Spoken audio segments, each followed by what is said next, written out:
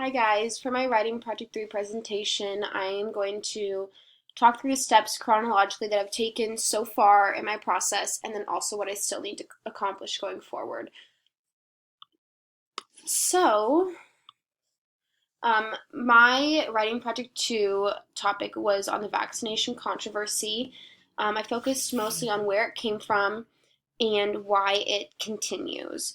So, the two vaccines that are most talked about are the measles, mumps, and rubella vaccine, the MMR vaccine, and also the HPV vaccine. So, the MMR vaccine's controversy basically stemmed from Robert Wakefield's study in 1998 that showed a link between autism and the vaccine. This has since been disproven by many scientists, but there still is a lingering idea that this is true across the world. And then the HPV vaccine's controversy is based around parental beliefs that it will impact adolescents' choices regarding their sexual activity because it does protect against some cervical cancers, but there has also been some backlash because and criticism because the vaccine does not offer complete protection. And so these controversies and criticisms continue because of the biased opinions in the media and the role the government plays, both positively and negatively, over the last few decades, and then also the cultural ideas that have been passed down through generations. So, my Writing Project 3 is going to have three main parts that I know right now. First is the background on my base issue, the vaccination controversy, which I talked about in the last slide. And then I'm going to address what is the problem to be solved. I think this should be very clearly stated and why this problem needs to be solved, and what are the consequences if not, so the reader sees the importance of the proposal at hand. And then lastly, the proposed solutions.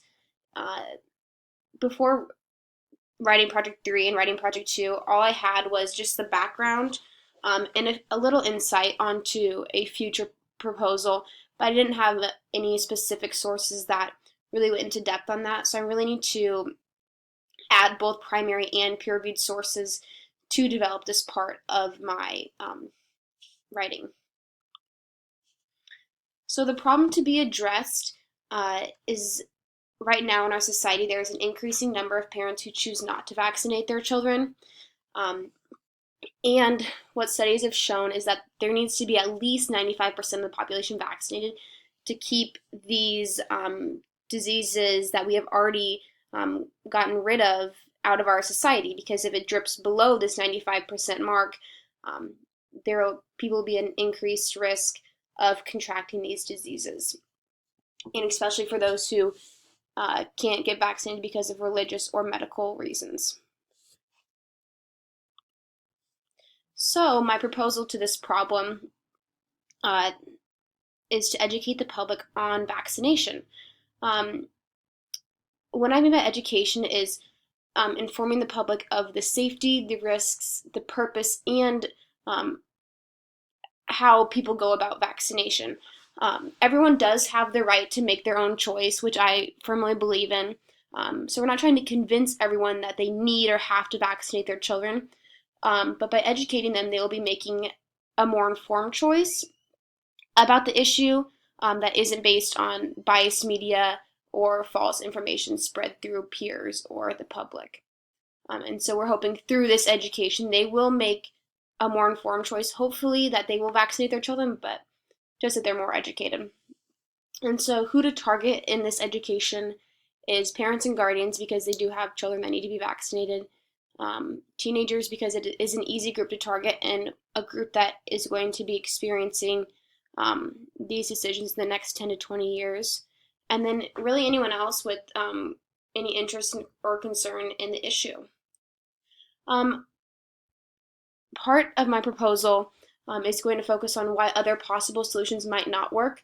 And one example that I've come up so far in my research, especially regarding primary sources that I've found, is why mandatory vaccination will not work if we mandate all vaccines. we are a free country and we really should let everyone have their free choice. And there has been some great backlash with this. So this is just one example, and it will help further my specific proposal. And so through the addition of right now only primary sources, but hopefully more peer-reviewed sources in the future, I have found specific ways to go about educating the public. Excuse me. So the first one is in casual settings. So one example of this is just some question and answer sessions. I have found some articles that have done this and found great success in it. People have really enjoyed it and learned a lot. It provides a way for parents to ask questions, kind of like why are certain vaccines administered at certain times in children's lives, and it really just gives them a chance to ask personal questions to them. Another way is through medical professionals, more specifically nurses, because they're the ones who are doing one-on-one communication, and this allows the parents to better listen and understand them through a more personal connection. And then lastly, through peer educators. And what I mean by peer educators is like parents to parents.